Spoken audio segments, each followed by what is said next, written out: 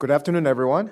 It's a privilege to welcome you to Hudson Institute for today's discussion, the digital frontline, building a cyber resilient Taiwan. This is not just a policy seminar. It is a conversation about the very front lines of freedom, technology, security in the 21st century. Taiwan sits at the center of the struggle. As a global leader in semiconductors, as a vibrant democracy, as a strategic partner to the United States and the like-minded nations, Taiwan represents both tremendous strength and profound vulnerability. This strength and its technology, its democracy, its global role also make Taiwan a prime target for cyber attacks, disinformation, and gray zone aggression. Cyber resilience, therefore, is not just about defenses. It's about deterrence, about ensuring continuity of governance, about safeguarding the economic lifestyles that the world depends on. That is why today's conversation is so important. We are fortunate to have with us an outstanding panel of leaders and practitioners who bring deep expertise from government, defense, and industry. Congressman Rob Wittman has been a long, strong advocate for U.S. national security and Taiwan's role within it. We thank you and admire your support for Taiwan. Admiral Richard YK Chen, who is also a current legislator and chair of the Defense and Foreign Affairs Committee in Taiwan's Legislative Yuan, brings firsthand defense insight and strategic experiences. Dr. Anshu Roy, founder and CEO of Rhombus Power, is pioneering innovation in the next generation intelligence and energy security through AI detection system. And Joseph Saunders, CEO of Runsafe Security, is advancing cyber resilience at the software and infrastructure level. Together, they represent the kind of public-private partnership and the cross-sector collaboration that Taiwan and the free world urgently need. As we look ahead, I encourage us not only to assess the threats, but also chart the actionable solutions. How do we harden Taiwan's digital infrastructure? How do we mobilize resources, both financial and technological, to ensure resilience and stability? How can the United States, along with allies, build a coalition that treats Taiwan's digital security as integral to global stability?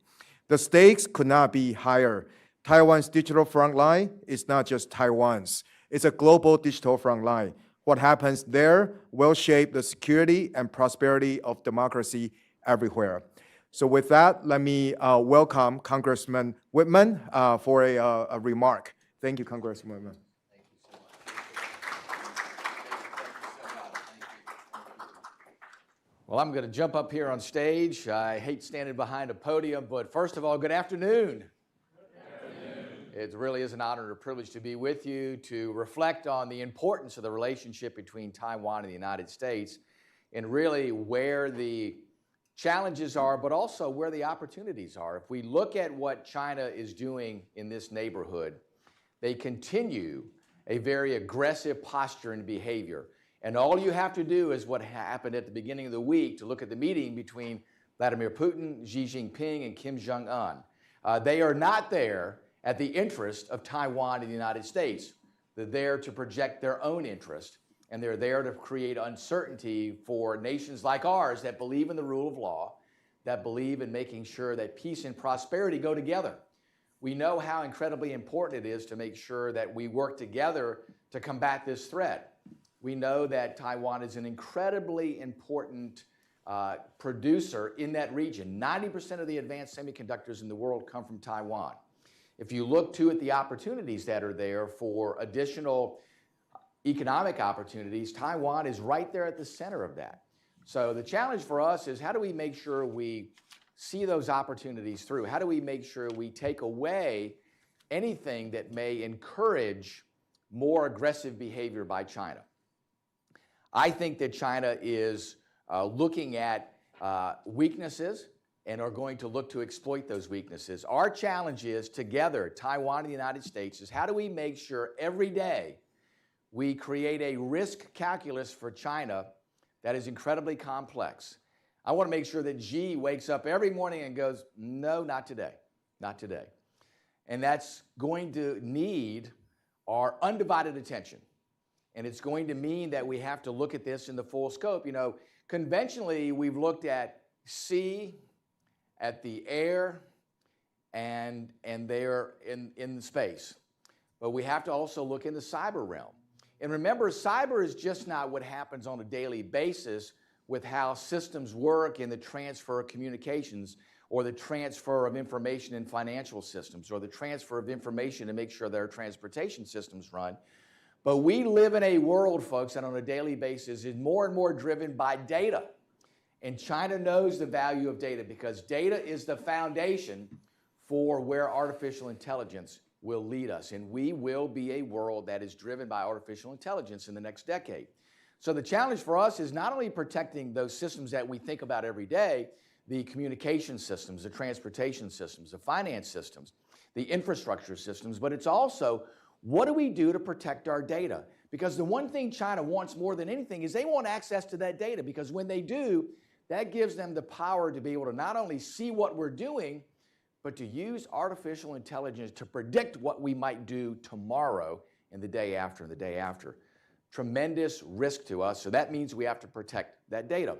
And China will do anything necessary to destabilize. Remember, they want to get in the cyber realm to produce misinformation, to have a role there in what they can portray to the rest of the world is what's happening with Taiwan and the United States. In fact, I'll give you a great example. When I was in Taiwan, at the end of President Tsai's term, we had a great conversation there, and at the end of that conversation, we did a press conference, and we talked about the relationship with the United States, where we had opportunities to grow our Navy operations, great conversations. And when I got back to the United States, all of a sudden online, we saw a video of me getting up and endorsing the DPP candidate for the upcoming election.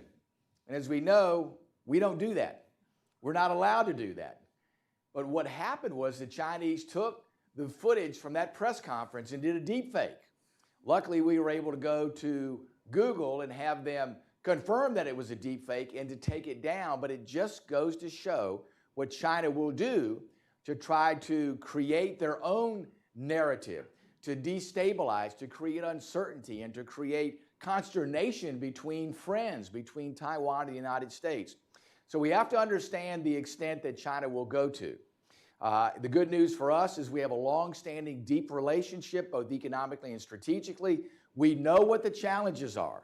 We know that we're going to continue to work together to make sure we are there, strengthening the cyber realm. The most important thing we can do is to make sure that we exchange information on a minute-by-minute basis, because the cyber threat changes literally by the second. So how do we make sure we understand and we portray to each country what the threat is as it exists now? And how do we exchange technology and information to make sure we can stand up to the threat? And remember, folks, this is more than just having a defensive posture. Think about this. If you're a boxer and all you do in the ring is just put your gloves up and try to block the punch from your opponent, eventually, one of those punches is going to get through, and it might even knock you out. But if you're going to be an effective boxer, what do? You not only block, but you punch. And we have to, as nations, not just block, but we have to have a very effective punch. In fact, I would argue for whatever punch the Chinese give to us, we need to have a punch that's twice as powerful to create the deterrence. Remember, the most powerful deterrence is not necessarily good defense, but a good offense. To understand that the other side says, we don't want to do that because guess what? We know it's coming back at us if we do those things. That is our greatest opportunity to make sure we deter China. Remember, we don't want conflict. That's the last thing that we want. But weakness begs conflict. Strength deters conflict. Our position is to make sure we're deterring, that we're making sure that in the cyber realm, which I believe, if anything happens in the Indo-Pacific, if anything happens with China and Taiwan, it will begin in the cyber realm. And we know they do that on a daily basis today, but it will be ramped up by orders of magnitude. So the challenge is how do we make sure that we do things on a daily basis to deter China, to make sure, again, I want to make sure every morning when Xi wakes up, he goes, no, not today, or not tomorrow, or not next week, or not next month. That's our key. And listen, I think that we're very able and capable to do that. But one thing we cannot do is to be complacent. We cannot underestimate what China will do to gain a strategic advantage. And I believe that we are in the realm to look at this from a realistic standpoint and do all the things that are necessary to deter China. And we have that strong relationship that I believe will happen. And for the record, I do not believe that Xi or Vladimir Putin will live to be 150 years old.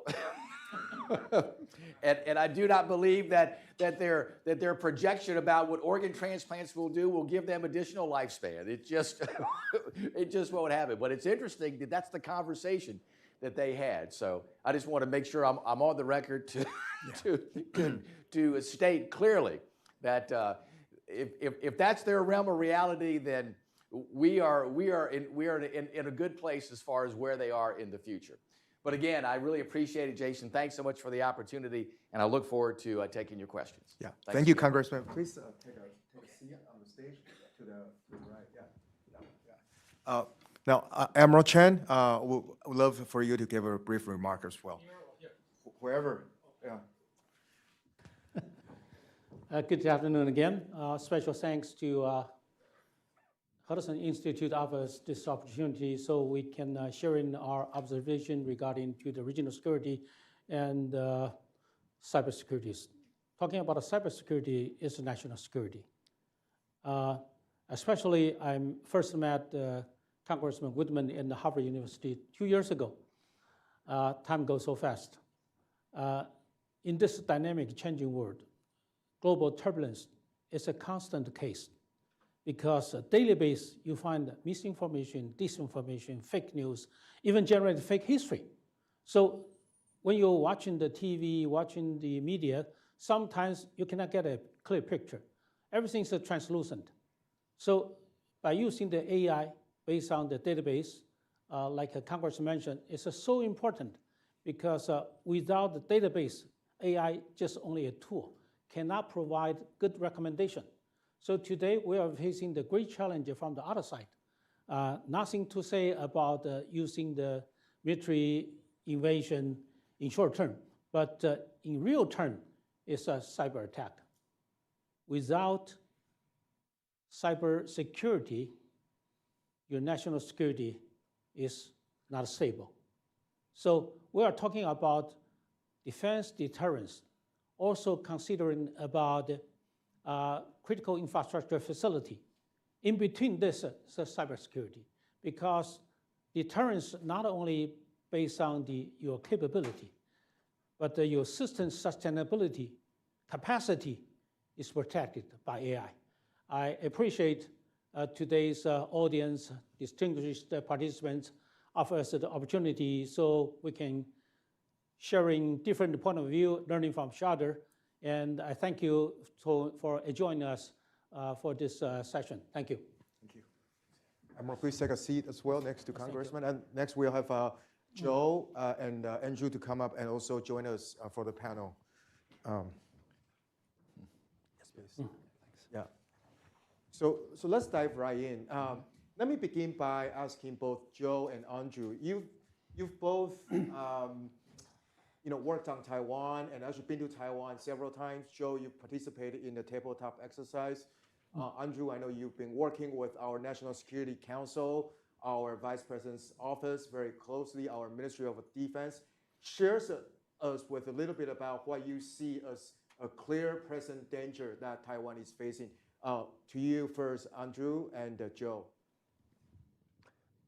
Thank you, Jason, thank you. And it's wonderful to be with you all here. In my experience, first of all, it's been a real pleasure working with all of them. What I see is a group of people who are very motivated towards what they see as naturally as an existential threat. And I see this in Ukraine too. What it does is it tends to attract some of the brightest minds to the table.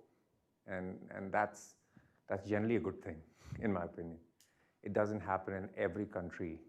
I think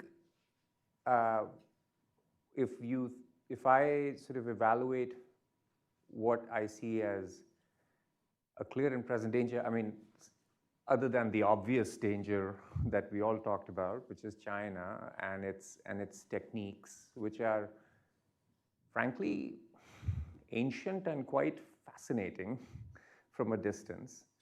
There is the issue of not being able to anticipate early enough for an island nation that size, and not being able to rally the support that is needed to then be able to deter, as the Congressman said, in a timely manner. And so for that to happen, two things need to come together. The first is the data foundation, which Admiral Chen mentioned. And the second is the artificial intelligence on top of it, in my opinion. For the anticipation piece, of course, there's the cyber resilience piece, which Joe will talk about. The first part of it, which is data, is actually not that simple. Government organizations are by design siloed, and each silo has generally got limited collection and certain charters. And so even if someone were to build a system like you take the big names like Palantir or whatever, and you wanted to aggregate all of that, the picture that would emerge is actually quite incomplete. Because of the design, the system of systems has not really been put together in that way, the way that Taiwan needs it.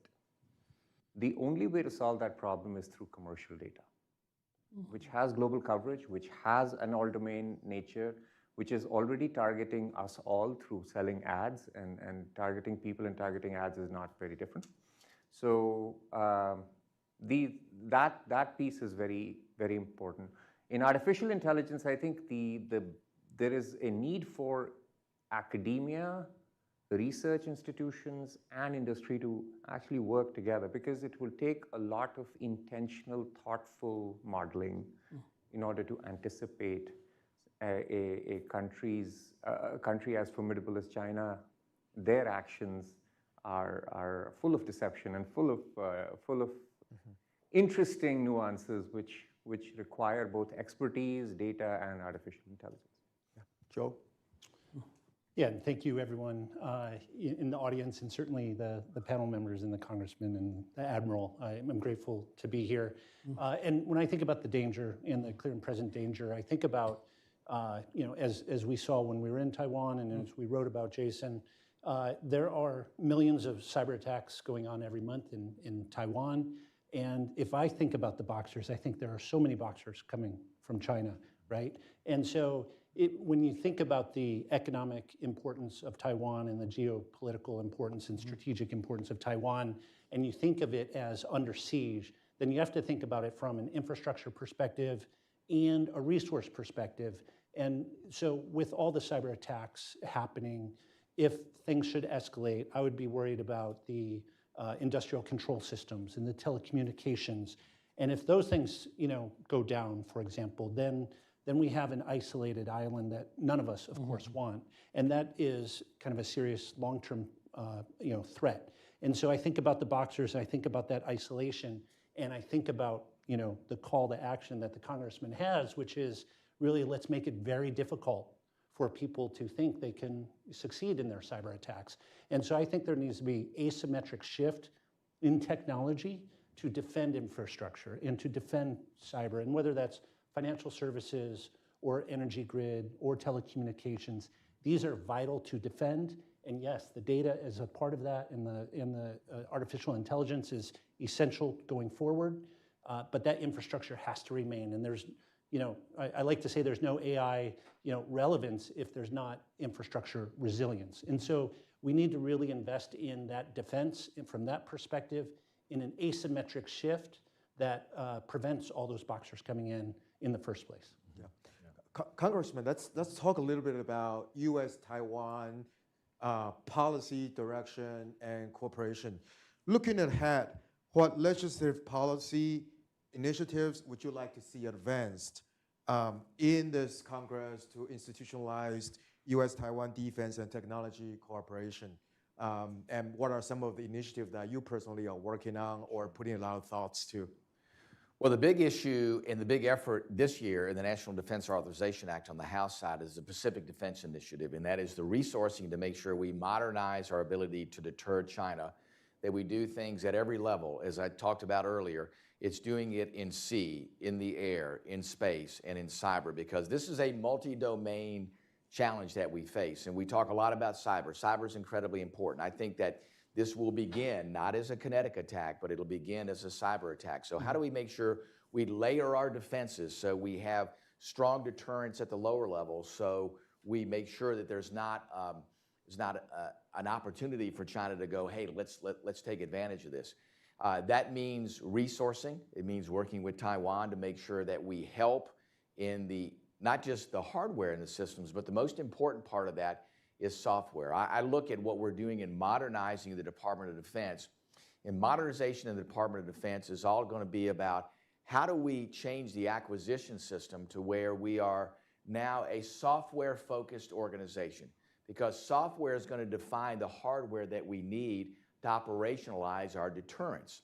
Software is going to change on a daily basis. Software is going to be data-driven. So how do we do those things to make sure that we can keep up with the threats from China? How do we make sure we modernize at the speed of relevance? The speed of relevance is going to be driven by data, and who does the best job with turning data into something that's operational, something that gives you a capability to deter, a capability to manage your systems, a capability to do things. You know, and we talk in several different buckets. Through the years, the United States has looked at exquisite system, as well as everybody in our universe. All of our friends and allies look at exquisite systems, ships, aircraft. And listen, we will need those. But the future, as we see it unfolding in Ukraine, is not going to be exclusively exquisite platforms. It is going to be attritable platforms. It's going to be expendable platforms. It's going to be uncrewed and unmanned systems, because our most valuable assets are human beings. And when we have these very risky environments, the last thing we want to do is to put our most valuable asset at risk. So how do we do that? And how do we get more per our dollar? This is a strategic race where we win when we get more per our dollar, or we get more for our currency and our expenditure than the Chinese do. I mean, it really is that sort of race too. So we have to look at how do we change our systems and still do the exquisite systems, but do much more of the unmanned and uncrewed systems in the attritable realm and in the expendable realm. And how do we make sure that both of our defense systems are software-based systems, software-informed? How do we make sure we're using our data? Listen, the United States collects more data than anybody on the face of the earth. The challenge is DOD is the biggest collector of the data, and much of it is stored. You know, we have to use data in real time. So we have to be able to enable systems to take that data and say, okay, we can use that today for situational awareness, for capability, for capacity, and we have to do more there. And then when we do that, and then we can have a network where we can share data, where we can make sure data is used in real time to make sure the data that's collected by Taiwan in the United States can be used for your systems to inform what you do to deter China, where we get more situational awareness. Those things are going to be key. That's how we are able to deter, and if called upon, win in a strategic competition with China. Yeah, well, thanks, Congressman. Admiral, you are a long-standing member of the defense community in Taiwan and well-respected by both aisles. Sitting as the sort of chair of the defense committee, what do you see as the most urgent measure to be taken in terms of the defense budget, and how do you foresee the coming legislative session? How would the defense budget discussion will be played out in the legislative yuan? Well, a great challenge for me. Even spent 40 years in uniform service, but this is the first turn for me in the legislative yuan, only less than 2 years. Wow. But the lesson learned from our good friends mentioned increased defense budget, not only to show you have determination to build up the capability, but in between the capability and the capacity, this is we so-called societal resiliency. Heavily relies on the cybersecurity and the AI technology. Previously mentioned the next conflict probably will mostly dominated by autonomous system.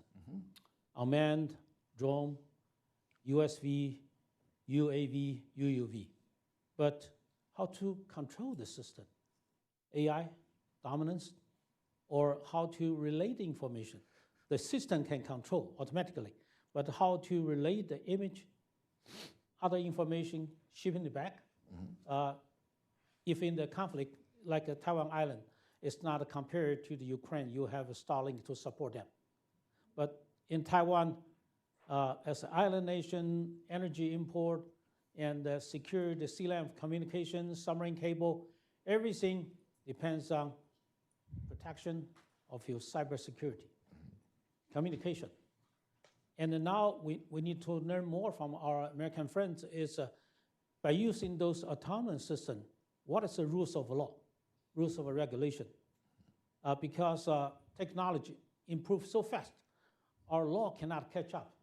So whether it's a man in the loop, on the loop, out of the loop, for us currently no definition. So we need to continue catch up this kind of field, not only learning the technology, but also rules of law, how to protect, how to use the AI technology effectively, not disclose important information by using ChatGPT or you input a lot of information and it's shared by everyone. So you have to control your own database, but tool is AI. This is important for us currently. And both to Congressman and the Admiral, there's been a strong indication that a US-Taiwan defense co-production, co-development are encouraged. Can you share with us a little bit about what you think are feasible for this to be kind of start taking shape or even like move forward? Because right now, the issue if Taiwan is under blockade, the resupply line would be long and difficult. So to be able to produce some of the non-sensitive components that we need to maintain the operation would be critical. And I know this is very much a centerpiece of what you are working on as well. Tell us a little about what you think about this. Yes, I think technology transfer is key. The United States sometimes is a little bit reticent to transfer technology. I think it has to be transferred for this reason, and that is we have to be able to give an organic capacity for Taiwan to produce, especially things that are expendable and attritable.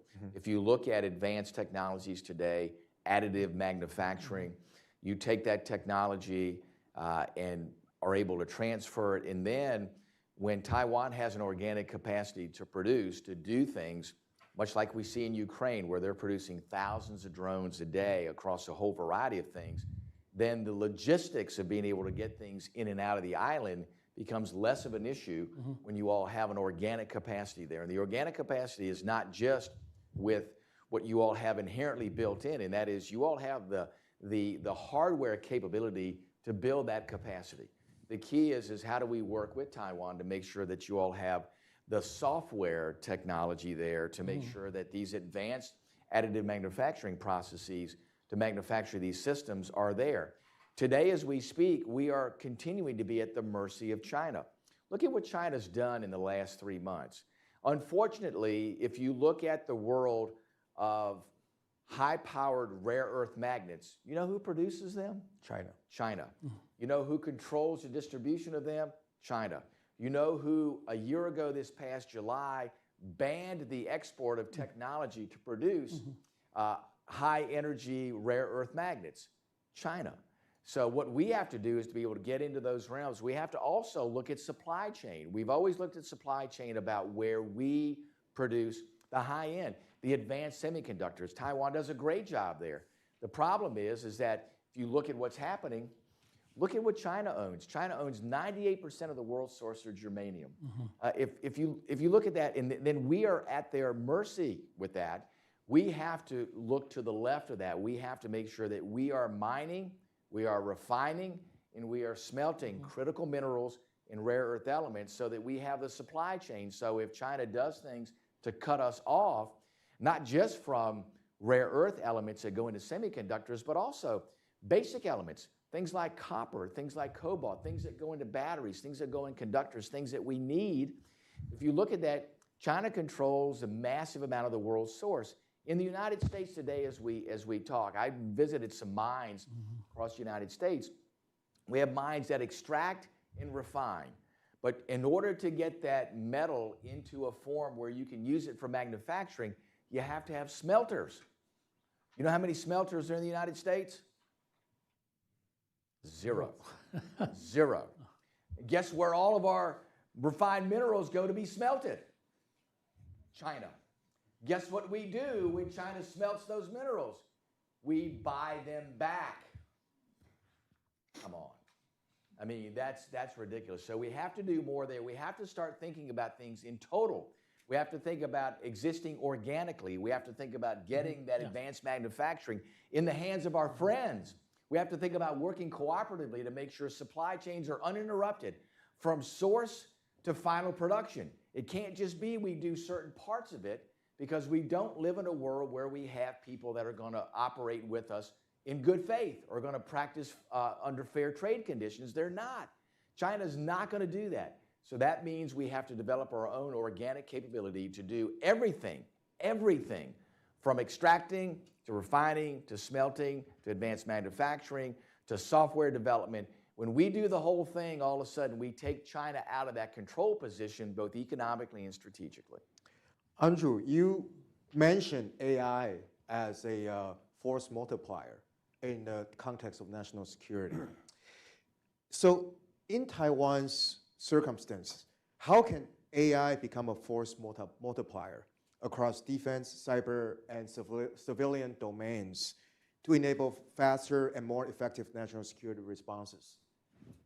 I think that's fairly straightforward in my opinion. I think use of artificial intelligence on aggregated data in the case of Taiwan is, I think it can be a more straightforward process than in bigger countries, relatively speaking. It's not simple in an absolute sense, but I think it's doable. And to use that for predictive assessments of what may happen in a quantitative way so that you can make thoughtful decisions, not just in terms of operations, but actually in terms of what is being talked about here, all the way from strategic decisions on what ought to be done by Taiwan and by other partners, in this case, the United States, but also down to how do I budget and what will give me more lethality versus what will give me more readiness, what will give me the maximum bang for my buck. All of these pieces, at least, I mean, these are not just thought experiments. We are doing it here in the United States. We're doing it with the Air Force, and it's working at scale. So it's well proven in that sense. So I find this to be very exciting. The part that Admiral Chen mentioned about and the organic capacity piece that was mentioned by the Congressman on additive manufacturing and other pieces and sort of software first. What I think I notice through my visits is there is tremendous hunger and expertise available, but it will take some effort to direct it towards these kinds of things. There's a lot of hardware expertise, not enough software expertise out there, as you know very well. So yes, it's not just a single decision. This is a commitment over decades that one has to think about, and the sustainment, this sort of sustained focus requires sustained budgeting, and that is important for I think not just the government but also for companies to understand, especially those who want to do business there. It's not simple to run a business in Taiwan sitting in Palo Alto. Let me just put it that way. Right, so. Joe, critical infrastructure, power, telecom, wind turbine, undersea cables, semiconductor. These are the backbones of Taiwan's resilience. Yes.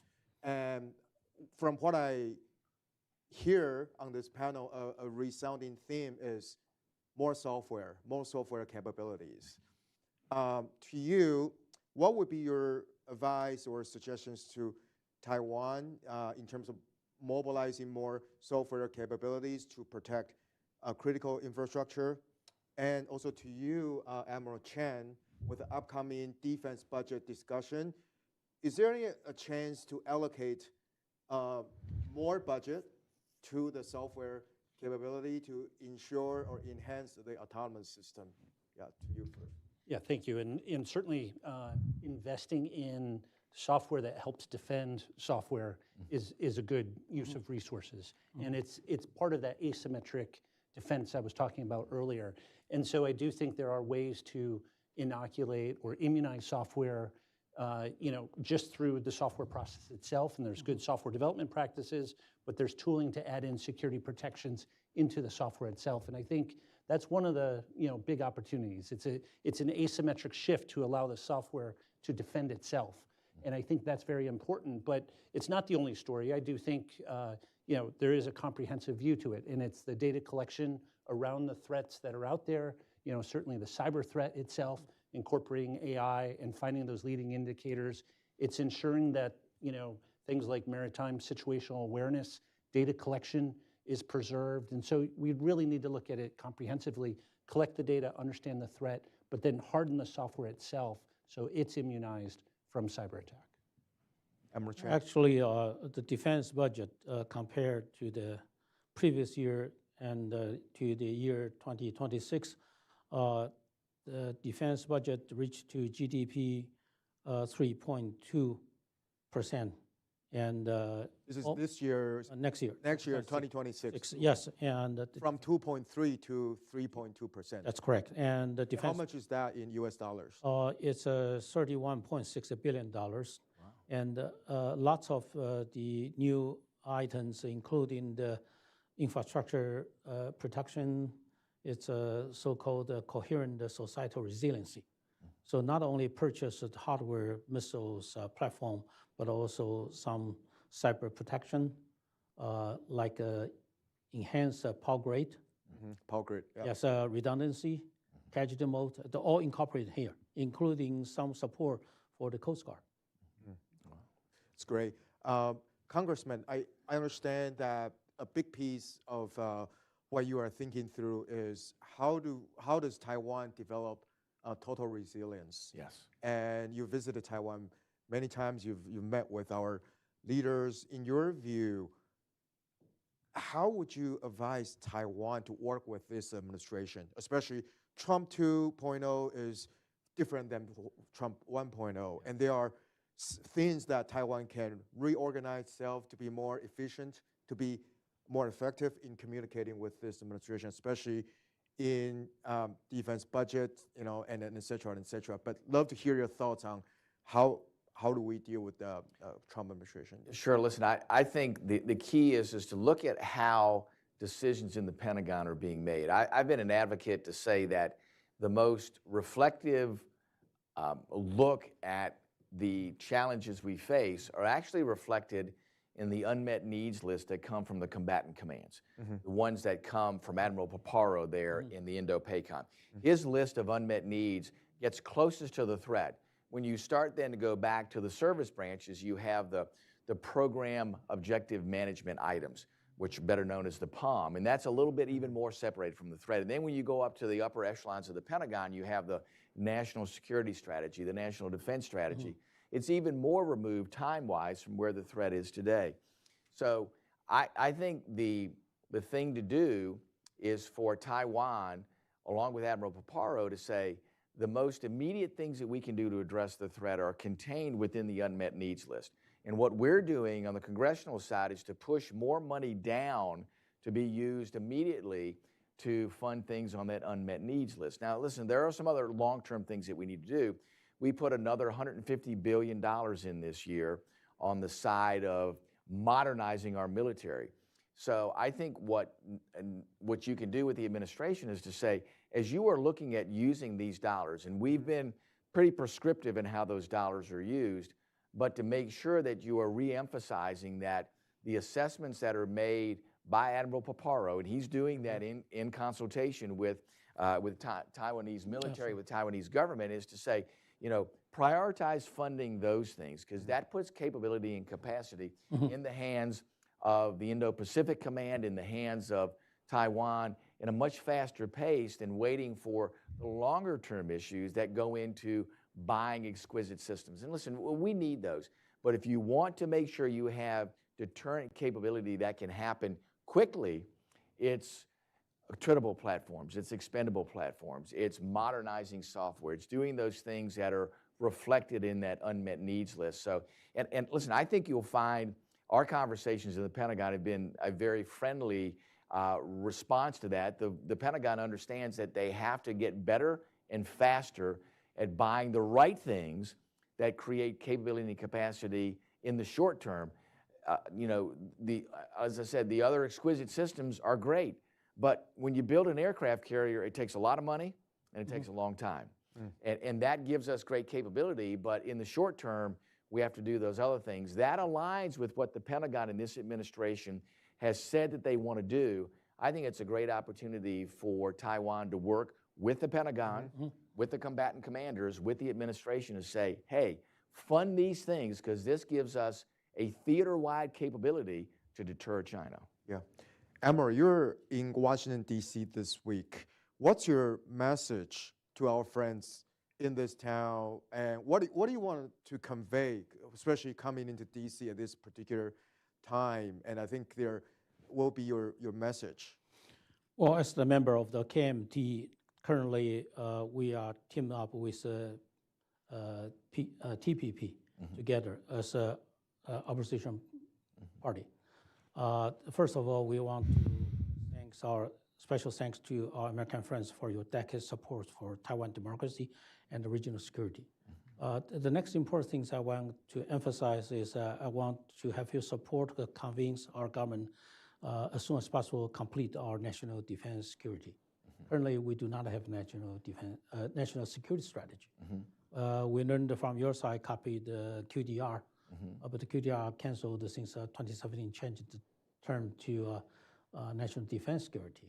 Yes. So top-down policy from our president is very clear, but horizontally interagency coordination is still very weak. Yeah. So we have to improve that. Even we formed a special committee to dealing the challenges from societal resiliency, power grid, medical system, but many members are not government employee, but is a civilian. They provide a very good recommendation, but when the meeting is completed, they go home. And our government agency sitting there, well, that tax is not under our annual budget. So task and the funding should be coherent. And this is the reason we need to learn more from your side. Yes. Yeah. Both to Andrew and Joe, you've advised governments around the world. I know, Andrew, you've, first to the combat scene, India, Pakistan. What do you see as some of the urgent situations that governments around the world are trying to grapple with, and in providing advice to Taiwan, what do you think we need to do more? And I know your system has allowed us to detect and predict. And what do you see as some of the vulnerabilities that we haven't addressed in our overall defense posture? Well, I mean, so all governments around the world that I have met with these are allies and partners of the United States. And what I've noticed is one thing's in common, that no one ever has enough money, and everyone has trouble buying things. Okay, those are common across the world. I think hacking the budgeting process, hacking the acquisition cycle, is absolutely critical, and we've been more successful in countries that have crises than in countries that have not, for obvious reasons. As far as what I see with Taiwan, I see great opportunity for what is, again, I mentioned this earlier, every government struggles with coming up with an intelligent database, not an intelligence database. I'm saying an intelligent database that is connected across all domains. It simply doesn't exist anywhere. But in the commercial world, it does, and we offer that across these partners. And then we strap our what I call explainable AI on top of it to then predict these threats. I think that is going to be the single most asymmetric weapon that a country like Taiwan can acquire, and then indigenously develop extraordinary capability on top of that, which is really important to sort of sustain that, not just that capability, but build an entire ecosystem around it. That's what we got to think about. Software first, software forever, I would say. Yes. Yes. Joe? I think if I look at some of the cyber attacks that occurred in Ukraine, and they were precursors to kinetic attacks, and they were targeting critical infrastructure. And Admiral Chen and I had a conversation before the panel, and we talked about how critical infrastructure is a part of national security, and it is a part of defense.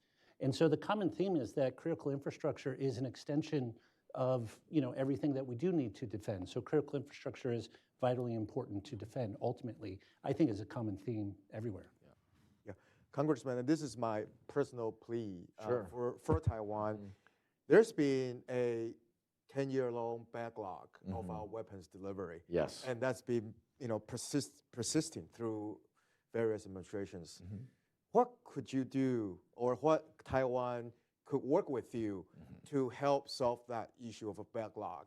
Because I know there are things happening around the world. There are urgent places that U.S. needs to also handle, but this backlog has created serious bottleneck also for Taiwan's defense needs as well. Well, it's a great point. When we've addressed this with the Pentagon and with the weapons manufacturers, we're always told, well, we're filling orders as they come to us and where Taiwan is in line.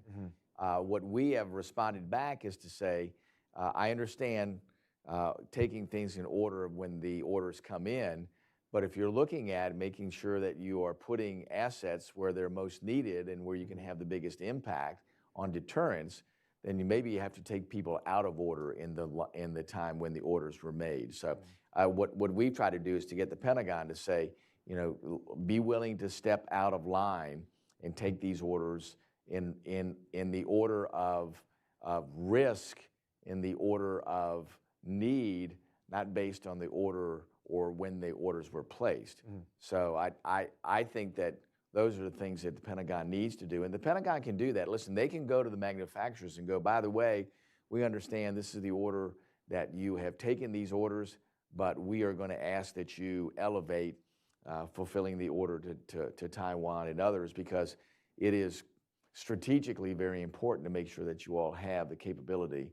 And it's not going to do any good if the order's filled after China makes a move on Taiwan. That's after the fact. So I think the Pentagon realizes that. So we need to do that where we can make a difference, where we can actually create a deterrent effect by delivering those weapon systems. Yeah, and in terms of delivering those items, would the U.S. be open to allowing Taiwan to produce some of those items if we have the right type of capabilities, and as well as developing a co-production facilities and working relationships with the United States? We've really been pushing the Pentagon and the State Department, because remember, the ITAR regulation, which is the transfer of technology, is really adjudicated by the State Department. They have sometimes been reticent to open the door for that transfer of technology.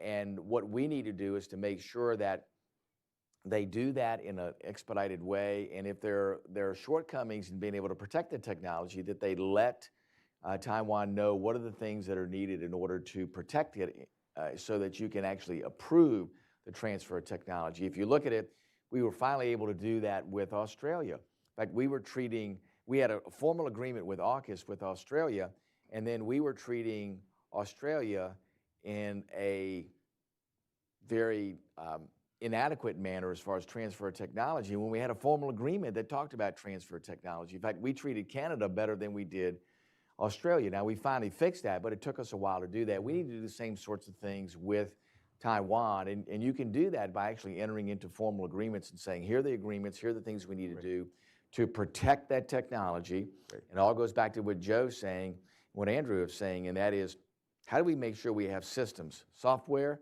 and in turn, the cybersecurity itself to make sure we're protecting the information. A lot of this stuff is going to have to be exchanged. So you have to take the data, you have to take the software and enable it to do the manufacturing. So the question is how do you make sure you protect that so it doesn't fall in the hands of somebody else, especially in light of the millions of cyber attacks that take place on a daily basis. So I think being able to show that, yes, we can protect those things, yes, the United States is a partner in helping protect that, can make it easier for that transfer of technology to take place, and make sure, too, that the ITAR applications with the State Department move a lot faster. Right now, they move very slowly and not at the speed of relevance. We have to make sure that process happens faster. Thank you, Congressman. And my final question to Admiral Chen, and then we will open to the floor for a few rounds of questions. Admiral Chen, one of the critical vulnerabilities Taiwan faces is the connectivity. I know Taiwan loses connectivity if Taiwan is, imposed by CCP for blockade, and as well as, connecting through the world. And one issue is satellites. And I know we cannot rely on Starlink because of Elon's massive interest in China. And I know OneWeb, which Taiwan has entered into an agreement and partnership, is too small and too little constellation. What, in your vision, Taiwan should do to patch this vulnerability, especially now we undersea cable is constantly being compromised, cut off, and that's also an issue, transmitting U.S.'s data and direct attack on the U.S. assets in the region. Low orbit satellite, it's very important for Taiwan. Of course, domestic industrial and our scientists organization can launch our low orbit satellite, but the number is very low. Maybe within 5 years, the maximum number maybe 8 to 10 cannot catch up, meet the requirement. So in the future, if there's other company in the United States other than Starlink, or Starlink signed some contract with Taiwan under different terms, condition, proviso, then that would be help. I think low orbit satellite, it's a future dominance, very important to us. Okay, great. Now we'd like to open to the floor if you have any question. I see this gentleman here and Mark, and then this lady, please.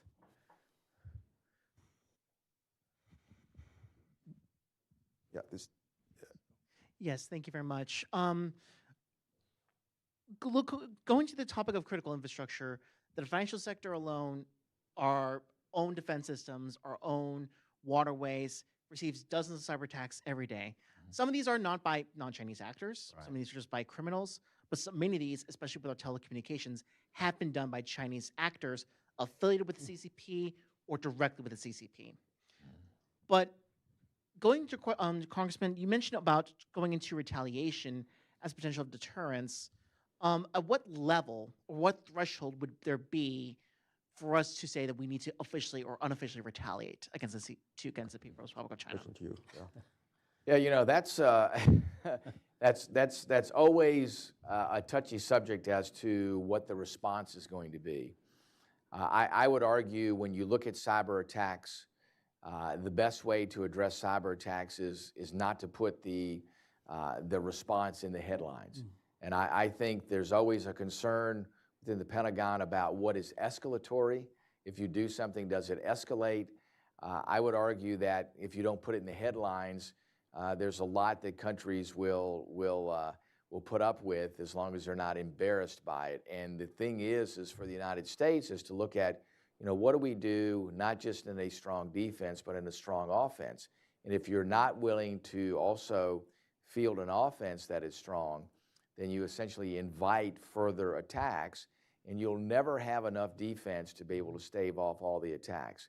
So I think the challenge is how do you look at what situations constitute an equal response, what situations constitute a larger response to be a deterrent, and those things will fall into different categories. So it really is the nature of the attack on Taiwan in the United States. What does it go after? Does it go after a non-essential critical infrastructure system? Does it go after an essential infrastructure system? What is it trying to do? Is it trying to harm people? Is it trying to not just harm them, but is it trying to take them out? I think all those things happen on a scale, and your response needs to be requisite to the risk to human life and the risk to the stability of a country. If it gets into destabilizing the country, if it gets into taking human life, then the response has to be immediate and it has to be severe. Mark? Hi, my name is Mark. I'm from United Daily News. We're based in Taiwan. I just have quick questions for the Congressman. I totally agree with US-Taiwan co-production, and it has been discussed for quite some time. But how can we achieve that under the current administration, with the Trump administration focused largely on producing in the United States? And also, we have just seen the Chinese flex its military muscles at the parade on Tuesday. So, what have we learned from the parade? This is for all the panelists. Thank you. Well, first of all, what we learned from the parade is that China and Russia and North Korea are very serious about Their relationship. Yes, exactly. and they want the world to know about it. So, and they want to show the world that it is different than what has been portrayed in the past, and that is it's a relationship of convenience. Listen, I still personally think it's a relationship of convenience. I think, too, that the partners there still don't quite totally trust each other, but they see an emerging threat from the rest of the world in the relationships the United States is building, so they're looking to counter that.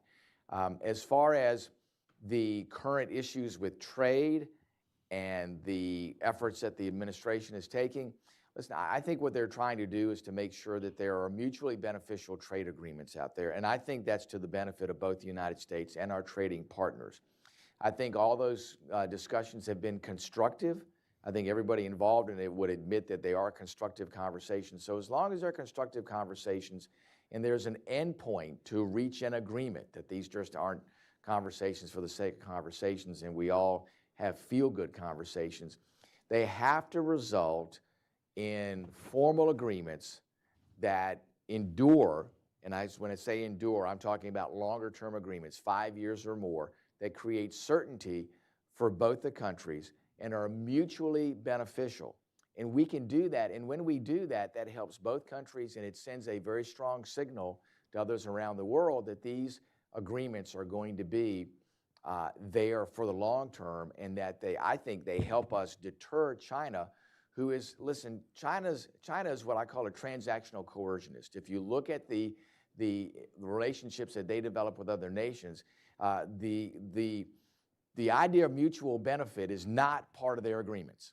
I mean, they look at it to an agreement that only benefits China, and they will exploit those other countries, and they will exploit their workers, they will exploit their natural resources to the benefit of China. When we show that the United States is interested in a mutually beneficial agreement and relationship, and that we value the country that we're entering the agreement in, we value their people, we value their resources, then that is the place where we need to be, because it is the contrast the rest of the world needs to see between the United States and China and Russia and North Korea. Admiral Chen, care to comment? I have no comments about this. Joe or Andrew? Well, on that question, I would argue this is, yes, the alignment seems to be obvious from those pictures across North Korea, China, and Russia, but there are fundamental problems amongst these countries too, and there's fundamental distrust amongst these countries, including India in that mix. And so at the surface, I feel like this is a temporary realignment to send a message for an isolationist stance that our country is taking here, which has been mostly part of our history, frankly, and it has its reasons. So I see it more as a response to that. That doesn't mean that those fundamental issues have been solved. This lady here. Hi, my name is Barbara, and I come from the expendable world. First, I wanted to ask the esteemed gentleman in the middle about Taiwan's relationship with India, Japan, China, and also Israel, as they all have very sophisticated populations in this area. And then I just wanted to comment that in the expendable world, computers are babysitters for kids. So looking to how secure are we that the information our kids are getting, and they think computers are intelligent. You know, they don't understand that computers are programmed by programmers who are the ones that are intelligent. And how secure is the information our kids are going to grow up with? So 10 years from now, we'll have a population that's pro-American and pro-Taiwan. Thank you so much. Very first question to Admiral, and then both either Andrew or Joe can answer the second one. Please, Admiral. This is not a question for myself. First question. Yeah. Yes, Yeah, in fact, I want to answer maybe the second one initially, if I may. And no doubt, I think these information sources and our laptops, our computers, our mobile devices are sources of tremendous information, and we're all connected to it now. And so I think maybe not everybody, but most people are. And with that said, I do think there is, the substantial risk of influence. And I think of social media outlets, and I think, different outlets throughout the internet have information that can start to shape opinion for sure. And we've seen it. We've seen differences by age groups, how people are looking at different issues altogether. And so I do think part of the answer is outside of these systems, and it's not just a cyber and a technology thing. I think it's civics education and understanding and related topics that help you really identify maybe biases in sources, and certainly the quality of the sources themselves. And so with that, I do think there are a lot of countries at risk to, manipulation or, disinformation ultimately. It's not just the United States, it's not just Taiwan, but it's all the countries you mentioned. And so with that said, I do think we all have to be more cautious in the tools that we use, the systems that we use, and be aware about the technology that could help prevent cyber attacks, but also, even more importantly, be aware of the civics behind it and the education behind it and the confidence in the sources themselves. We have time for one final question, and it goes to this gentleman there. Yeah. Thank you. Hello, my name's Duncan. Congressman, Admiral, I want to thank you for your bravery and leadership on these critical issues. Joe, I cannot agree more that immunizing software and critical infrastructure is absolutely essential now and forever to national resilience of Taiwan, of the United States. However, the nature of these systems largely depends on the actions of private companies, even in places where these critical infrastructure systems are state-owned, which is not the US. In order to immunize software for these very legacy systems, or even for modern generations of these systems, it requires immense action by these private companies. This is something that is not directly in the control of any legislature. And so how would you advise the government of a nation like Taiwan in order to incentivize and encourage and cause these private companies to take the actions to do things like immunize software in their critical infrastructure? Thank you. And for those that don't know Duncan, he's the executive director of the Maritime Hacking Village and is actively involved in maritime cyber activities and the like.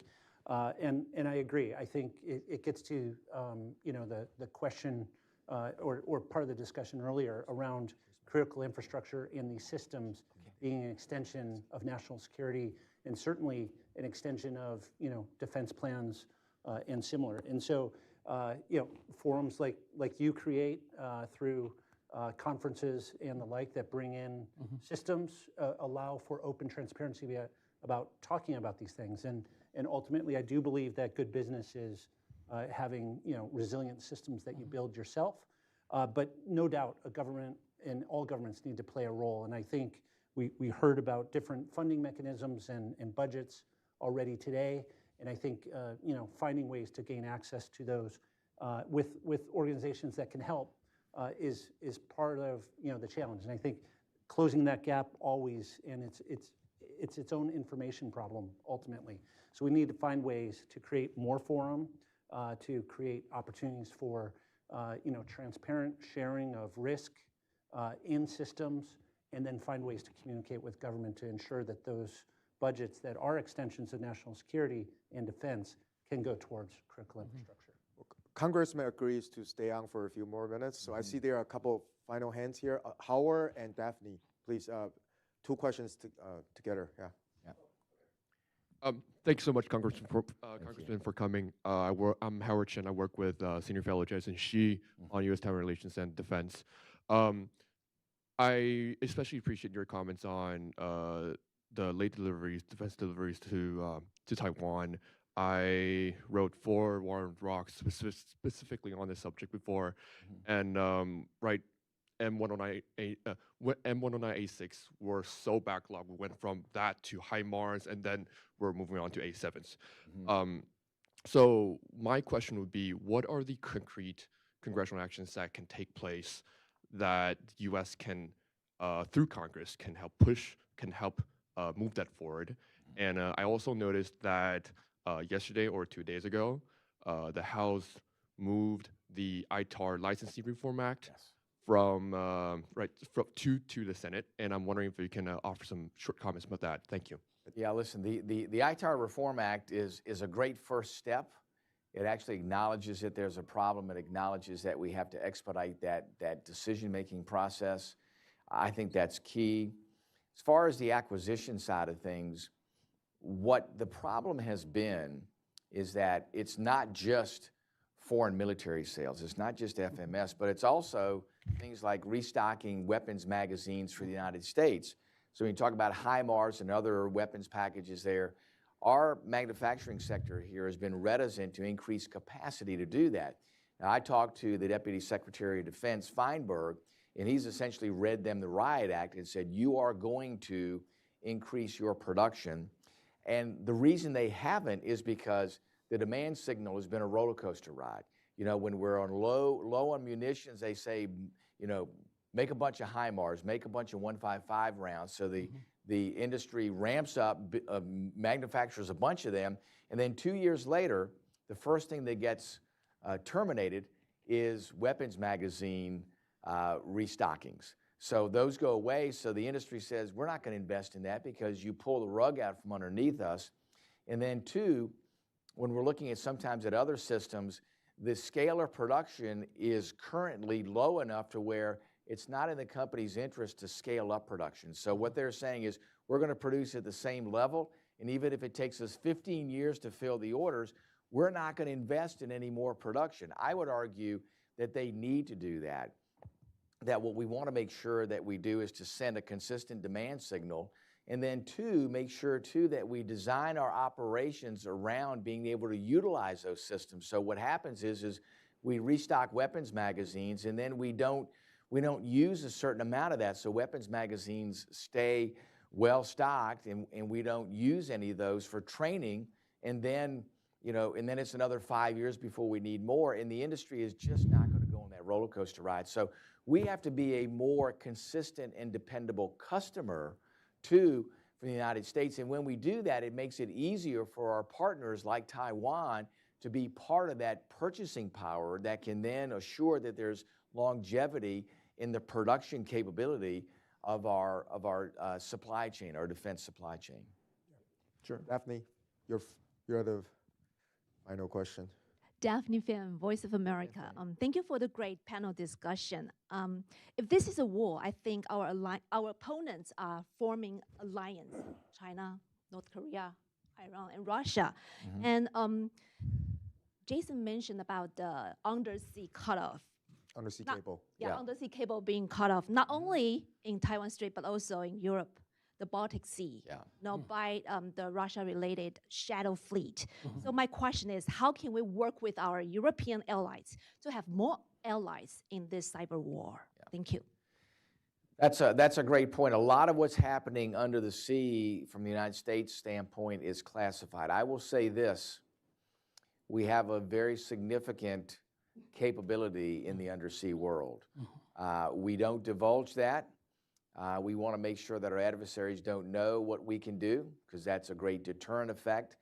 But we do see a very significant increase in activity on the ocean floor, on the sea floor, with deep sea cables and other things that are happening. Remember, China and Russia also depend on those same network of cables. Yes. So again, the best deterrence is a good offense. So, and we know just by open source that there's increased activity there. The challenge for us, and again, we don't need to put it in the headlines, but the challenge for us is to make sure that we have a very significant deterrent effect on anybody that thinks it's to their benefit to interrupt an undersea cable. But also, it's not just that deterrence, but it's also, what do we do to create redundancy? You know, today as we speak, about 92% of the world's communications still takes place with undersea cables. Everybody thinks, oh, it's satellites. Well, satellites are only a very, very small portion of that. As the Admiral said, advancing low Earth orbit satellites and mid-Earth orbit satellites create an awful lot of capability.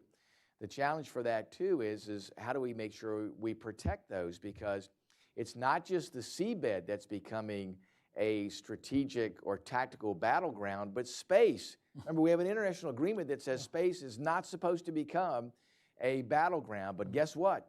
It is. So the challenge for us is how do we make sure we create deterrence in all the spaces where critical communications take place? Because it's not just communications between our countries, it's communications between financial systems. It's communications on things that happen in transportation, things that are critical to nations' function and are critical to the preservation of life. I mean, these things really do affect human life. So we have to do all we can to protect those systems, to create layering and redundancy there. So if something gets taken out, we have that redundancy, but also make sure we have a strong deterrent effect, and that is a larger action if action is taken against our assets. Well, on that note, I want to thank Congressman for your staunch support for Taiwan. Thank you. Admiral Chen for taking time out of your busy schedule with your visit to Washington, D.C. to participate in this panel. Joe and Anshu for continuously to help Taiwan to safeguard our democracy. Yes. I want to thank the audience today attending and watching online, and all of your support for Taiwan is heartfelt, and I want to continue to make sure and advance the US-Taiwan cooperation and to continue to safeguard the resilience and the democracy. Thank you all. Thank you. Thank you, Jason. Thanks, Jason.